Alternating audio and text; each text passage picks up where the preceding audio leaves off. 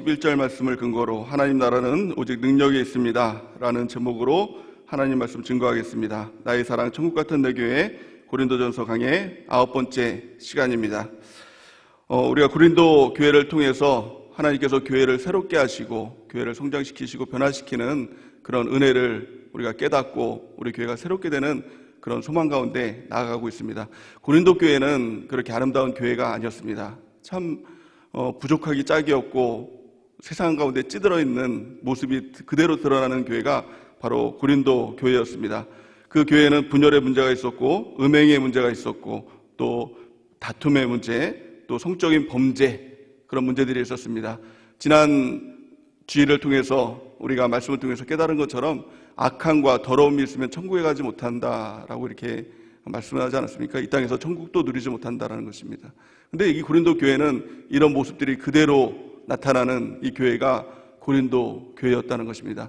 그럼에도 불구하고 소망이 있는 것은 하나님께서는 교회를 절대로 포기하지 않는다는 것입니다. 교회를 새롭게 하고 변화시키는 것, 이것이 바로 하나님의 역사이기 때문에 그렇습니다. 그래서 교회는 소망이 있습니다. 우리가 어떤 모습이라 할지라도 우리 교회 안에 있을 때, 교회에 붙어 있을 때 하나님께서 우리를 변화시켜 주시고 놀랍게 우리를 만들어 주시게 될 줄을 믿습니다. 근데 무엇보다도 중요한 것은 원인을 찾는 것입니다. 진단을 하는 것입니다. 사도 바울은 고린도 교회에 와서 그 문제의 원인들을 찾았습니다. 사람들은 다툼이 있으면 다툼 자체에 그 원인을 찾습니다. 너는 왜 그러냐? 또 너는 왜 그러냐? 서로 불러다 놓고 무엇이 잘잘못인지 따지기를 좋아합니다. 또 음행이 있으면 너는 왜 그래? 라고 정죄를 합니다. 그런데 사도 바울은 그 모든 것을 영적인 눈을 가지고 진단을 내리는 그런 장면을 볼 수가 있습니다. 그 원인이 무엇이었습니까? 이유가 무엇이었습니까? 그 이유는 단 한 가지였습니다. 성도들의 어린아이와 같은 신앙이다라고 사도 바울은 이야기하고 있는 것입니다. 그 모습은 육신의 모습에 속한 자이기 때문에 그렇다라고 진단을 하는 것입니다. 고린도전서 3장 3절 말씀을 같이 한번 읽어보겠습니다. 시작. 너희는 아직도 육신에 속한 자로다. 너희 가운데 시기와 분쟁이 있으니 어찌 육신에 속하여 사람을 따라 행함이 아니리요. 아멘. 예수님을 믿는다고 하지만 교회 생활을 한다고 하지만 하나님을 따르는 것이 아니라 말씀을 따르는 것이 아니라 사람을 따라 행하는 것, 이것이 어린아이의 특징이고 또 육신에 속한 자의 특징이라는 것입니다. 우리가 만약에 이런 모습에 있다면 우리는 육신에 속한 자의 모습에서 벗어나야 한다는 것입니다. 어린아이의 모습을 벗어버리고 자라나야 된다는 것입니다. 그래야 천국 백성으로서 교회 안에서 천국 같은 내 교회를 경험할 수가 있고 또 죽어서도 영원한 천국에서 주님과 함께 왕노릇하는 삶을 살 수가 있다는 것입니다. 교회 안에서의 모든 문제들, 이것은 사실은 단 한 가지의 문제인 것입니다. 자라나지 않은 영적 미성숙의 문제라는 것입니다. 성장해야 된다는 것입니다. 성숙해야 된다는 것입니다. 이것이 교회에 또 우리가 신앙생활하는 우리 가장 큰 이유와 목적인 줄 믿습니다. 성장하는 우리 교회가 되기를 바랍니다. 많은 교회들이 성장을 원합니다. 그래서 성장해야지라는 그런 목표를 가지고 달려나갑니다. 그런데요, 그 성장이라는 그 단어 가운데 가장 방점을 찍은 그것이 뭐냐면 숫자입니다. 그래서 숫자가 많으면 그 교회는 성장한 교회, 숫자가 적으면 아직 성장해야 될 교회라고 이렇게 여긴다는 것입니다. 근데 성장은 숫자에 있는 것이 아닙니다. 우리 한 사람 한 사람들의 믿음의 성장, 이것이 진정한 성경이 말하는 영적 성장인 줄 믿습니다. 많은 교회들이 성장하다 보니까 그냥 모아놓는 데에만 급급했다는 거예요. 그러니까 많이는 모였는데 다 어린아이인 겁니다. 그러니까 문제는 뭐예요? 서로 싸우지요, 음행하지요, 더러운 거 악함들이 막 나타나지요, 서로가 따지길 좋아하지요. 이 모습들이 다 고린도 교회의 모습이라는 겁니다. 어떻습니까? 어떤 사람들 또 이렇게 그런 교회를 보면서 이렇게 얘기합니다. 교회는 원래 그래. 교회는 다 그런 거지. 이렇게 얘기합니다. 그러나 그건 너무나도 잘못된 판단인 것입니다. 교회는 원래 그런 것이 아닙니다. 교회는 다 그런 것이 아닙니다. 교회는 원래 안 그런 것입니다. 교회는 거룩한 것입니다. 싸워서는 안 되는 것입니다. 음행에서는 안 되는 것입니다. 더러움과 악함이 있어서는 안 되는 것입니다. 우리가 성장하고 성숙할 때 이 모든 것을 다 벗어버릴 수가 있게 된다는 것입니다. 고린도전서 13장 11절 말씀 같이 한번 읽어보겠습니다. 시작. 내가 어렸을 때는 말하는 것이 어린아이와 같고 깨닫는 것이 어린아이와 같고 생각하는 것이 어린아이와 같다가 장성한 사람이 되어서는 어린아이의 일을 버렸노라. 아멘. 사도 바울도 어린아이였을 때는 말하는 것, 깨닫는 것, 생각하는 것이 어린아이와 같았는데 성장하고 나서는, 장성하고 나서는 이 모든 것을 버렸다라고 고백하고 있는 것입니다. 어린아이의 특징이 무엇입니까? 말하는 것이 어린아이고, 또 깨닫는 것이 어린아이고, 생각하는 것이 어린아이. 그래, 우리가 만약에 이런 모습 가운데 있다면 이제는 성장해야지, 이 목적을 가지고 성숙하고 성장하는 그리스도인이 되는 은혜가 있길 바랍니다. 시간이 지난다고, 오랜 신앙생활 한다고 성장하는 것이 절대 아닙니다. 우리가 성장하겠다는 목적을 가지고 이 어린아이를 벗어버릴 때 진정 성장하고 성숙하는 은혜가 넘치게 될 줄 믿습니다. 사도 바울은 고린도 이 교회를 향해서 가장 첫 번째 어떻게 하면 너희가 성장하느냐, 성숙하느냐, 그것을 가르쳐주고 있습니다. 그것은요, 우리가 성전인 것을 아는 것입니다. 또한 우리 안에 성령 하나님이 거하신 것을 아는 것, 이것이 가장 첫 번째 걸음이다라고 성경은 말씀하고 있는 것입니다. 고린도전서 3장 16절에서 17절 우리 같이 한번 읽어보겠습니다. 시작. 너희는 너희가 하나님의 성전인 것과 하나님의 성령이 너희 안에 계시는 것을 알지 못하느냐? 누구든지 하나님의 성전을 더럽히면 하나님이 그 사람을 멸하시리라. 하나님의 성전은 거룩하니 너희도 그러하니라. 아멘. 우리가 하나님의 성전인 것을 기억해. 이건 명심해야 됩니다. 절대로 잊어버려서는 안 되는 것입니다. 우리의 성장은 나 혼자 성장되는 법은 절대 없는 것입니다. 지체가 성장할 때 같이 성장하는 것입니다. 예수 그리스도께서 머리 되시고 몸된 이 교회에 내가 지체가 될 때 교회를 통해서 성장하는 것입니다. 신앙생활 내가 열심히 기도하고 내가 열심히 말씀 보고 내가 열심히 무엇인가를 해서 성장하지, 이것은 아닌 것입니다. 오직 교회를 통해서, 내가 교회의 지체가 됐을 때 교회를 통해서 성장하고 성숙하는 은혜가 넘치게 될 줄 믿습니다. 또한요, 우리가 교회이기 때문에, 우리가 성전이기 때문에, 우리 안에 성령이 거하시기 때문에 반드시 필요한 것이 무엇이냐? 그것은 깨끗함이라는 것입니다. 거룩함이라는 것입니다. 내가 더럽혀지는 것, 이것은 나 혼자의 죄로 무너지는 것이 아니라 내가 더럽혀지는 것은 교회를 더럽히는 죄가 된다는 것입니다. 그래서 성경에 뭐라고 말씀하고 있습니까? 이 성전을 더럽히는 자는, 교회를 더럽히는 자는 하나님이 그 사람을 멸하시리라고 말씀하고 있는 것입니다. 우리는 교회입니다. 그 찬양도 그런 찬양 있지 않습니까? 멋진 찬양 있지 않습니까? 우리는 교회입니다. 그런 찬양 있지 않습니까? 우리는 교회입니다. 이것을 절대로 잊지 않는 은혜가 있길 바랍니다. 그래서 내 교회를 발견하고 내가 교회임을, 우리 교회의 지체임을 깨닫고 거기에 뿌리를 내리고 지체가 될 때 성장하게 되는, 성숙하게 되는 시작이 있게 될 줄을 믿습니다. 두 번째는 우리가 꼭 기억해야 될 것이 무엇이냐면 우리는 그리스도인의 일꾼인, 이것을 깨닫는 것입니다.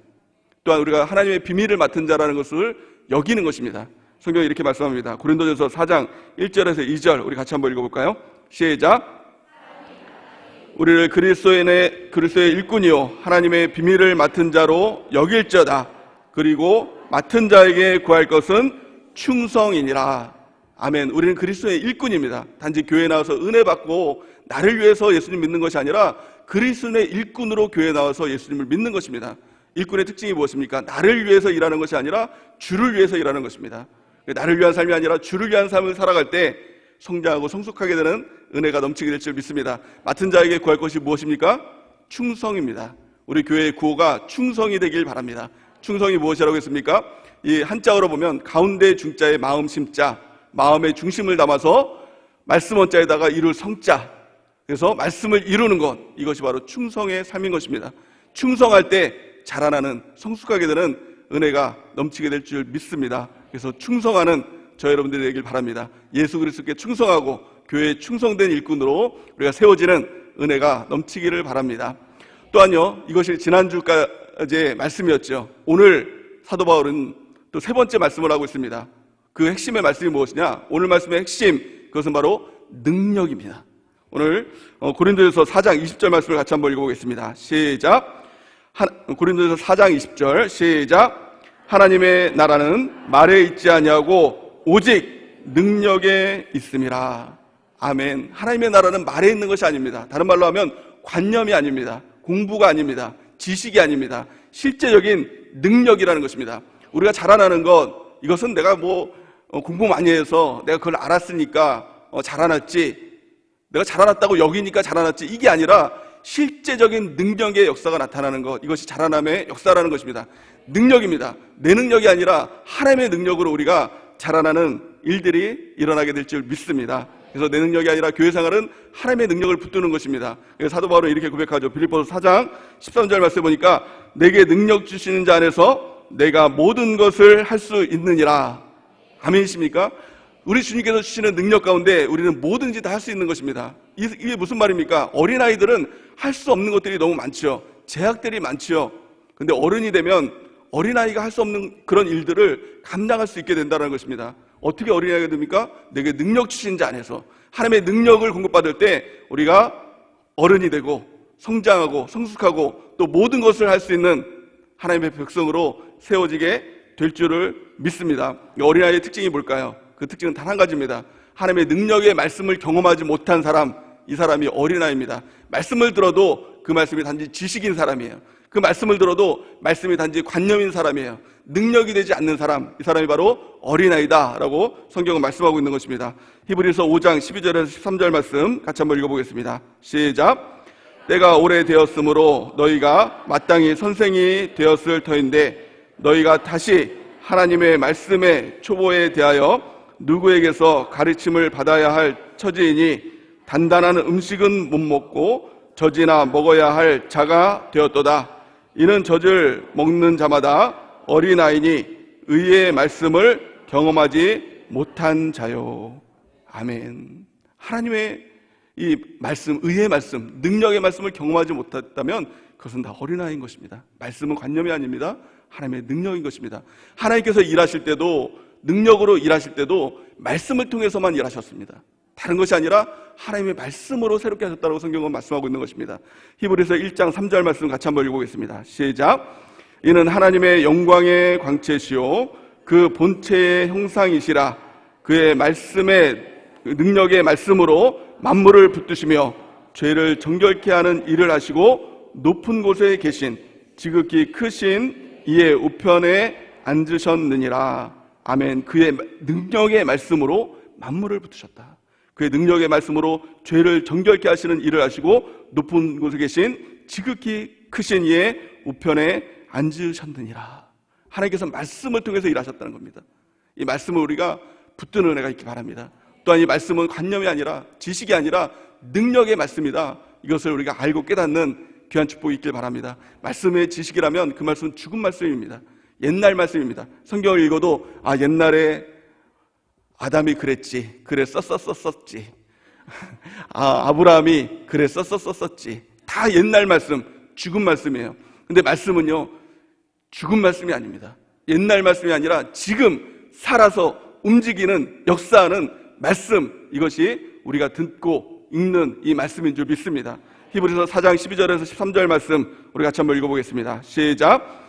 하나님의 말씀은 살아있고 활력이 있어 좌우에 날쌘 어떤 검보다 예리하며 혼과 영과 및 관절과 골수를 찔러 쪼개기까지 하며 또 마음의 생각과 뜻을 판단하나니 지으신 것이 하나도 그 앞에 나타나지 않음이 없고 우리의 결산을 받으실 이의 눈앞에 만물이 벌거벗은 것 같이 드러나느니라.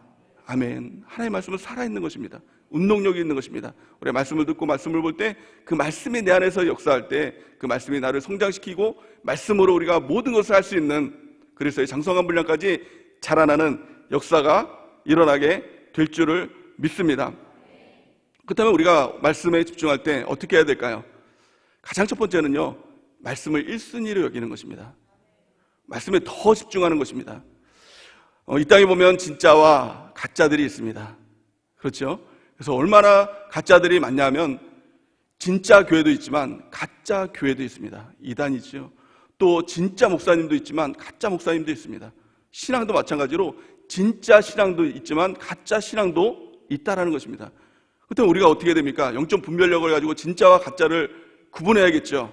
그럼 어떻게 구분이 될까요?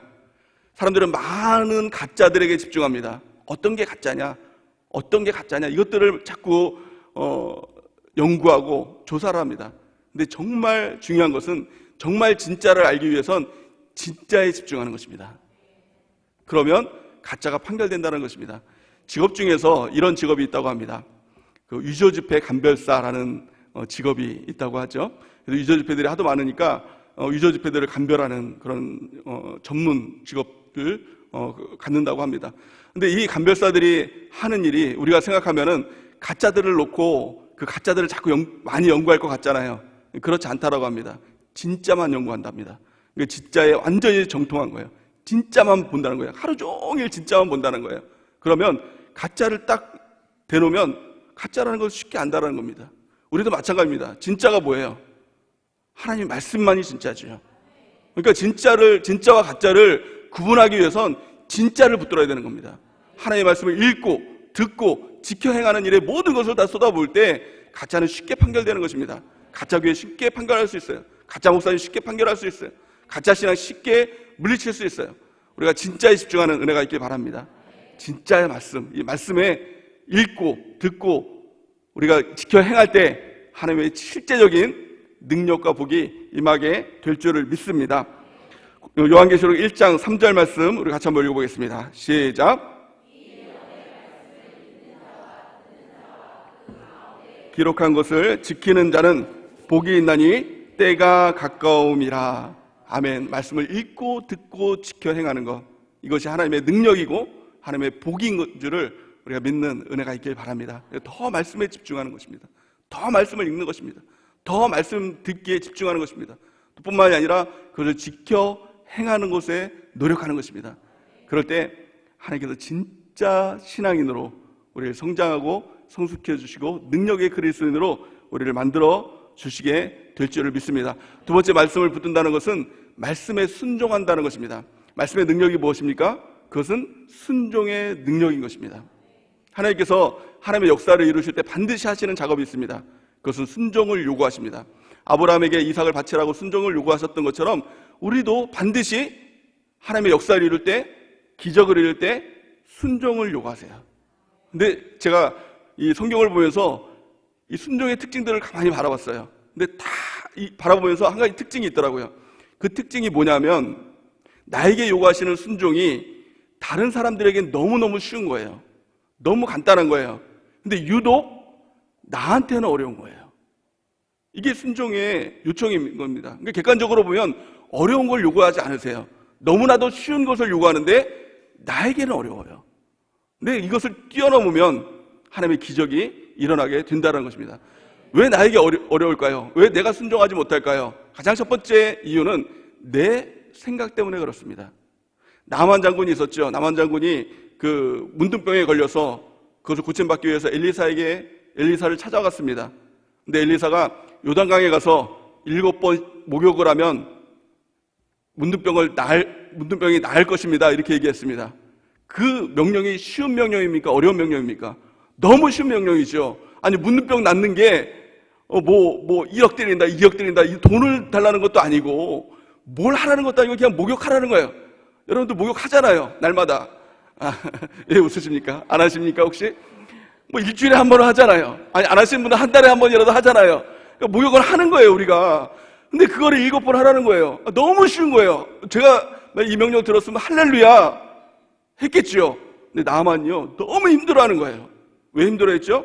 열왕기하 5장 10절에서 11절 우리 같이 한번 읽어보겠습니다. 시작. 엘리사가 사자를 그에게 보내 이르되 너는 가서 요단강에 몸을 7번 씻으라. 네 살이 회복되어 깨끗하리라 하는지라. 나만이 노하여 물러가며 이르되 내 생각에는 그가 내게로 나와 서서 그의 하나님 여호와의 이름을 부르고 그의 손을 그 부위 위에 흔들어 나병을 고칠까 하였도다. 아멘. 나만이 힘들었던 이유 단 한 가지입니다. 자기 생각이 있었어요.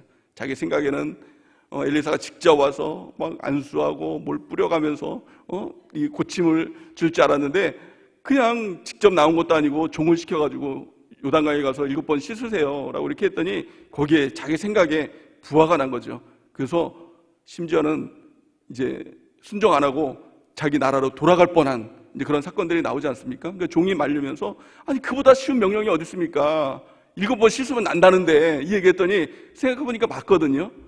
그러니까 자기 생각을 바꿔서 순종하니까 어떻게 됐습니까? 문병이 나았죠.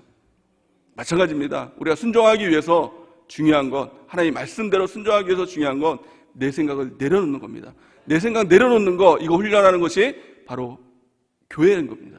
여러분들 내 생각을 내려놓고 하나님의 명령 앞에 절대 순종하는 은혜가 있기를 바랍니다. 그러면 반드시 하나님의 기적의 역사가 나타나게 될 줄을 믿습니다. 이것이 능력을 이루고 또 순종할 때 성장하게 되는 하나님의 방법인 것입니다.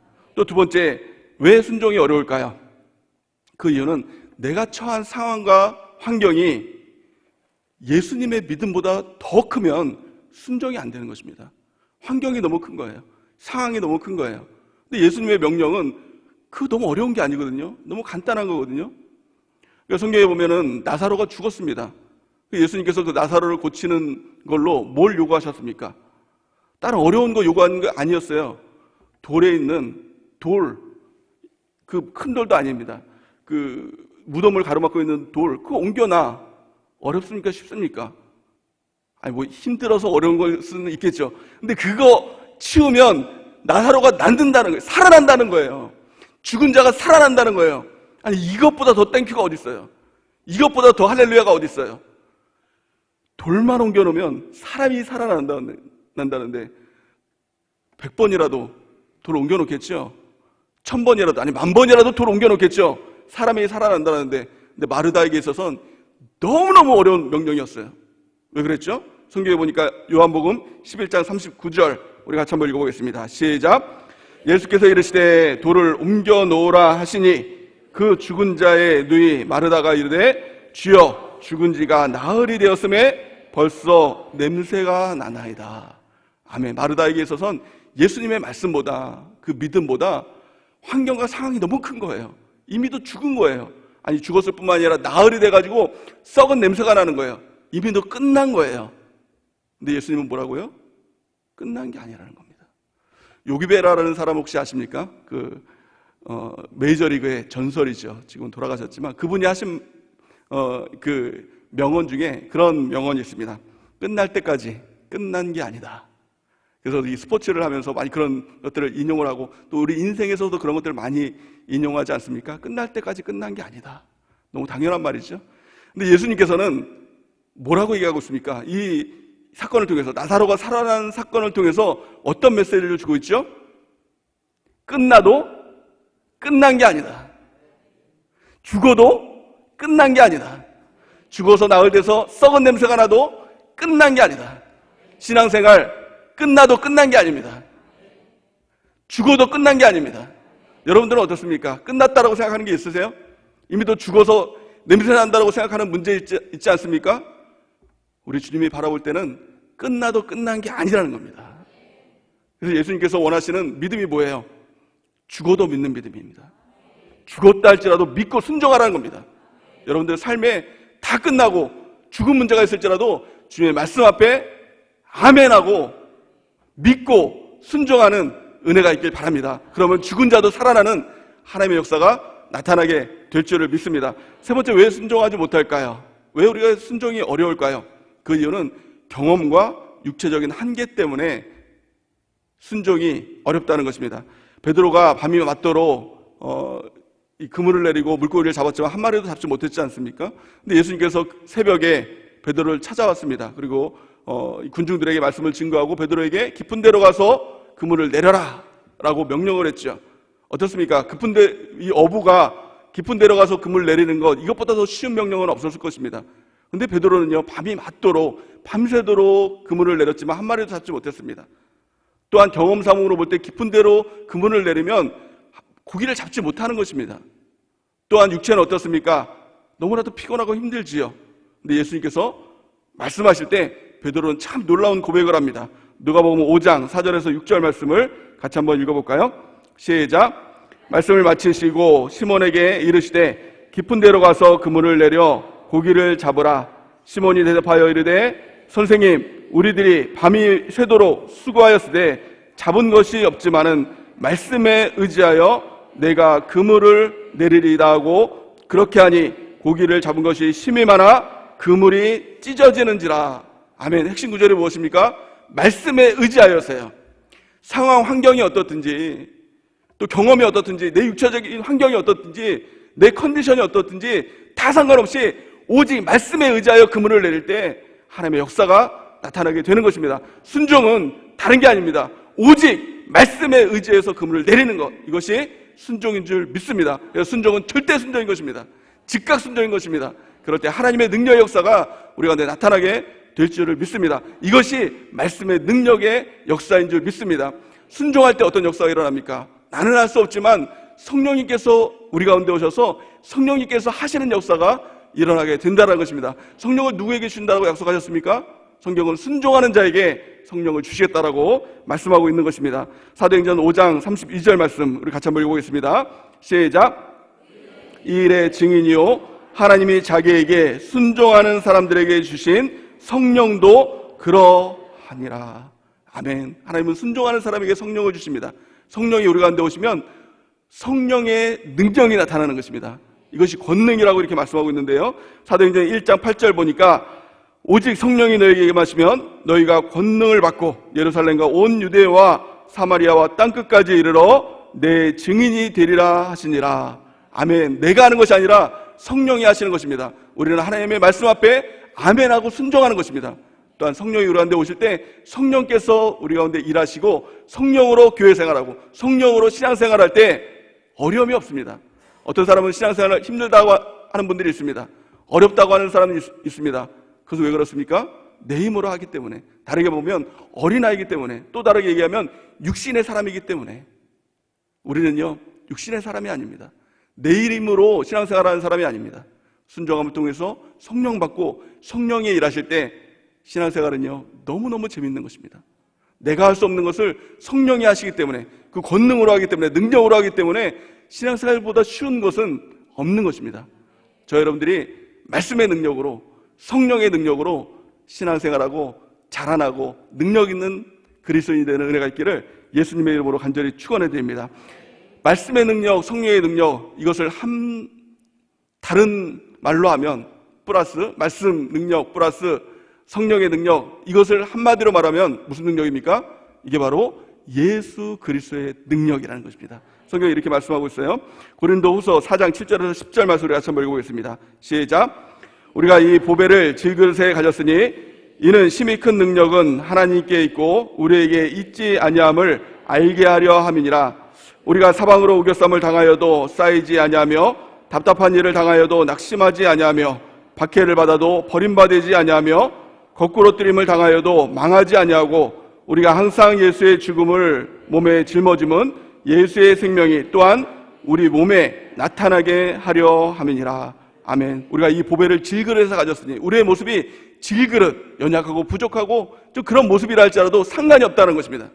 우리 안에 예수 그리스도가 오시면, 예수 그리스도가 거하시면, 다른 말로 말씀과 성령이 우리 가운데 거하시면 능력이 심히 큰 것이 나에게 있는 것이 아니라 주님께 있다는 것입니다. 그럴 때 어떤 능력이 나타난다고요? 8절 보니까 우리가 사방으로 우겨쌈을 당하여도 쌓이지 않고 답답한 일을 당하여도 낙심하지 않고 박해를 받아도 버림받아 되지 않고 거꾸로 뜸을 당하여도 망하지 아니한, 이것이 바로 하나님의 능력의 역사인 줄 믿습니다. 이 능력으로 우리가 승리하는 은혜가 있길 바랍니다. 그렇다면 어떻게 하면 우리가 예수 그리스도가 우리 가운데 오시는, 예수 그리스도가 능력이 되는 삶을 살 수 있을까요? 오늘 사도 바울은 이것에 대해서 말씀하고 있습니다. 뭐라고 얘기하고 있습니까? 고린도전서 4장 오늘 본 말씀 14절에서 16절 말씀 우리가 같이 한번 읽어보겠습니다. 시작. 내가 너희를 부끄럽게 하려고 이것을 쓰는 것이 아니라 오직 너희를 내 사랑하는 자녀같이 권하려고 하는 것이라. 그리스도 안에서 1만 스승이 있으되 아버지는 많지 아니 그리스도 예수 안에서 내가 복음으로 너희를 낳았음이라. 그러므로 내가 너희에게 권하느니 너희는 나를 본받는 자가 되라. 아멘. 우리가 종종 이렇게 생각할 수 있습니다. 어떻게 하나님의 능력으로 살 수 있어? 우리는 대부분 처음에는 육신에 더 가까웠던 사람이에요. 더 내가 하는 능력이 더 쉽게 무엇인가 이뤄냈던 사람입니다. 근데 내 능력이 아니라 예수님의 능력으로 살아야 된다고 할 때 어떻게 그런 삶을 살 수 있어? 어떻게 말씀이, 성령이 이끄는 삶을 살 수 있어? 의아해 합니다. 우리는 종종 내가 열심히 일해서 돈 버는 것, 이것이 더 능력이 더 뛰어난 거라고 생각이 되는 것입니다. 근데 말씀은 그렇게 말씀하고 있지 않죠. 하나님의 능력을 붙들어야 된다. 예수 그리스도의 능력을 붙들어야 된다. 말씀의 능력을 붙들어야 된다. 성령의 능력을 붙들어야 된다는 것입니다. 어떻게 그런 삶을 살 수 있어? 라고 합니다. 근데 하나님께서 교회에 선물을 보내주셨어요. 그게 누구냐면 바로 담임 목사님이에요. 담임 목사님이 누구죠? 본이라는 것입니다. 그래서 사도 바울이 이 고린도 교회를 향해서 너는 나를 본받는 자가 되라 라는 것입니다. 담임 목사님은요, 우리보다 먼저 신앙생활을 하시고 하나님께 능력을 받아서 능력으로 그런 삶을 사셨던 분이에요. 그래서 그 모습을 보면 우리가 되는구나, 가능하구나, 따라갈 수가 있게 된다는 것입니다. 16절 말씀처럼 그러므로 내가 너희를 권하노니 너희는 나를 본받는 자가 되라 이렇게 얘기하는 것입니다. 사도 바울은 고린도 교회를 향해서 사랑하는 자녀같이 권한다라고 이렇게 얘기하고 있습니다. 또 15절 말씀 보니까 그리스도 안에서 1만 스승이 있을 때 아버지는 많지 아니하니 복음으로 내가 너희를 낳았다라고 얘기하는 것입니다. 여기서 보면 담임 목사님이 누구인가라는 것을 성경은 명확하게 가르쳐주고 있죠. 담임 목사님이 누굽니까? 우리의 본이지요. 그래서 우리 목사님을 우리가 이렇게 얘기합니다. 주의 사자 목사님 이렇게 이야기를 하죠. 그래서 여기서 사자라는 것은 라이언이 아닙니다. 이게 무서운 사자가 아니라 하나님께서 보내주신 분, 사자로 보내주신 분, 우리에게 선물로 보내주신 분. 왜요? 우리 가운데 본이 되라고 보내주신 분이 바로 목사님이라는 것입니다. 또 목사님은 스승이 아니라 누굽니까? 목양의 아버지라는 겁니다. 그 1만 스승이 있습니다. 아니 지금 우리나라에는 5만 교회, 5만 스승이 있다 할지라도 아버지는 단 한 분인 것입니다. 그래서 우리에게는 아버지는 크게 세 분이 계신 것입니다. 첫 번째는 영의 아버지, 하나님 아버지, 또 우리를 육신으로 낳아주신 육의 아버지, 또 세 번째는 목양의 아버지, 담임 목사님.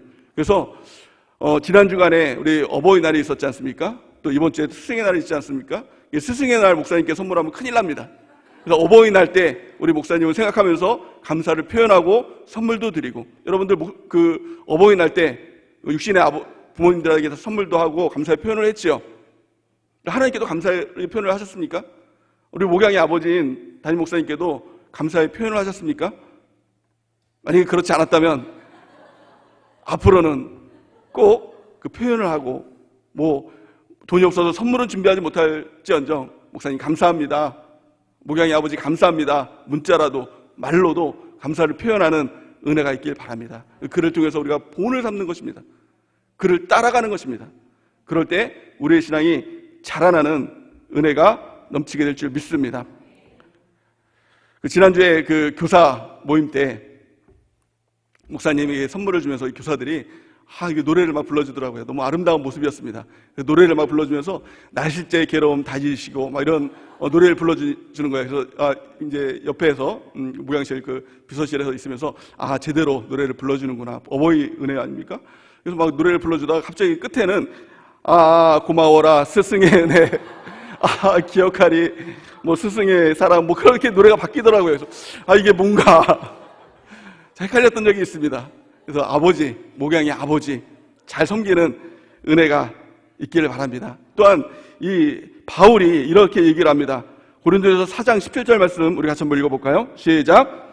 이로 말미암아 내가 주 안에서 내 사랑하고 신실한 아들 디모데를 너희에게 보내었으니 그가 너희로 하여금 그리스도 예수 안에서 나의 행사 곧 내가 각 교회에서 가르치는 것을 생각나게 하리라.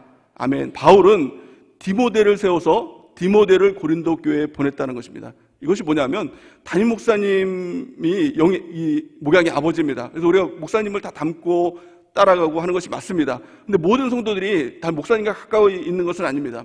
너무 목사님께 가까이 가지 못하는 성도들도 있지 않습니까? 그래서 이 목사님은 또 다른 목사님과 아주 똑같은 사람들을 만들어가지고 성도들에게 보냅니다. 이게 바로 디모데거든요. 이 디모데를 통해서 성도들은 바울의 모습을 보고 또 바울을 통한 예수님의 모습을 보는 것입니다. 동일하게 우리 교회도 목사님이 다 모든 성도들을 다 1대1로 모양할 수 없기 때문에 셀장들을 세우고 팀장들을 세우고 교사들을 세웁니다. 그 세우는 목적이 뭐예요? 목사님과 똑같은 복제판들을 만드는 것입니다. 그래서 그 분들을 셀에 보냄을 통해서 목사님의 모습을 보고 닮게 만드는 것입니다. 또 목사님은 예수님의 모습을 담고 그 모습 가운데 우리에게 본을 보여주시는 것입니다. 그래서 교회의 리더십은 한마디로 말하면 상향 리더십인 것입니다. 목사님은 예수님을 바라봅니다. 예수님만 바라보시죠. 또 이 셀장들, 팀장들, 교사들은 목사님을 바라보는 것입니다. 또 셀원들은, 또 교사들은, 또 팀원들은, 그 아이들은 이 평신도 목양자를 바라보는 것입니다. 그러면 온 교인들이 다 누구를 바라보는 것입니까? 예수님을 바라보는 것이에요. 또 반대로 보면 하향 리더십도 있죠. 목사님은 셀장님들만 바라봐요. 팀장님들만 바라보고 교사들만 바라봐요. 또 평신도 리더들은 셀원들만 바라보고 우리 아이들만 바라보고 우리 팀원들만 바라봐요. 또 팀원들, 또 셀원들은 다 자기 자신만 바라봐요. 그럼 그 교회에 예수님 바라보는 사람이 있습니까? 한 사람도 없는 것입니다. 교회의 리더십은 상향 리더십인 것입니다.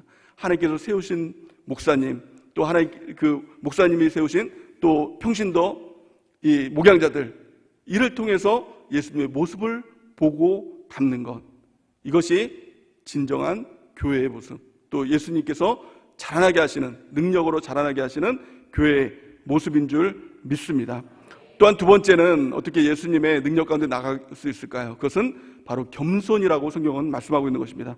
고린도서 4장 18절에서 19절 말씀을 같이 한번 읽어보겠습니다. 시작. 어떤 이들은 내가 너희에게 나아가지 아니할 것 같이 스스로 교만하여졌으나 주께서 허락하시면 내가 너희에게 속히 나아가서 교만한 자들의 말이 아니라 오직 그 능력을 알아보겠으니. 아멘. 교만한 자들이에요. 교만하면 절대로 성장할 수 없는 것입니다. 교만하면 하나님께서 그를 멸하시는 것입니다. 그래서 목사님이 하시는 역할이 뭐냐? 교만한 자들에게 매를 드는 게 이게 목사님의 역할이에요. 뭐라고 얘기하고 있죠? 고린도서 4장 21절 보니까 너희가 무엇을 원하느냐? 내가 매를 가지고 너희에게 나아가랴? 사랑과 온유한 마음으로 나아가랴? 이렇게 얘기하고 있습니다. 그래서 교만한 자에게 매를 들고 또 겸손한 자에게 사랑과 온유의 모습을 보여주는 것, 이것이 목사님의 역할이죠. 그런데 이게 반대로 됐습니다. 교회에서. 그래서 교만한 자들, 까칠한 사람은 매를 들면 어떻습니까? 들이받아버리죠. 또 교회 안 나와버리죠. 딴 교회 가버리죠. 그러니까 목사님들이 쫄아가지고 이런 분들한테는 사랑과 온유로 그냥 교회만 붙어만 있으세요. 그냥 화만 내지 마세요. 막 이러면서 이렇게 하고, 또 겸손한 사람들은 말을 잘 들으니까 막 채찍으로 때려가면서 막 일을 시키고 막 그러다 보니까 반대가 된 겁니다. 교만한 사람들은 막 그 예수님보다 하나님보다 더 막 교만해져가지고 교회를 막 통째로 삼켜버릴 만큼의 교만함을 가지고, 또 겸손한 사람들은 주눅 들어가지고 아무것도 못하는 그런 모습이 있다는 것입니다. 반대가 돼야 됩니다. 교만한 사람은요 매를 맞아야 됩니다. 겸손한 사람은요 사랑과 온유의 모습으로 나가야 된다는 것입니다. 또한요 우리 목사님의 모습이 우리 사랑과 온유를 원하잖아요.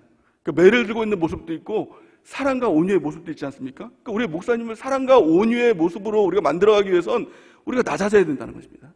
겸손해져야 된다는 것입니다. 어떤 분들은 목사님이 무섭다고 얘기하시는 분이 있어요. 목사님이 무섭대요. 왜 그런지 모르겠지만 자꾸 무섭대요. 왜 그럴까요? 왜 그럴까요? 내가 교만해서 그래요. 내가 교만하면 매를 들고 있는 목사님의 모습이 보이는 것입니다. 목사님이 무서운 겁니다. 근데 어떤 분들은 목사님 아닌데 굉장히 사랑스럽고 온유하시고 굉장히 따뜻하신 분인데 왜 그렇습니까? 내가 낮아져서 그래요. 근데 목사님의 모습을 보면서 어떻습니까? 아직도 무섭습니까? 그렇다고 오늘 하나님 앞에 회개하고 낮아지는 은혜가 있길 바랍니다. 우리 목사님 굉장히 사랑이 많으시고 온유한 목사님입니다.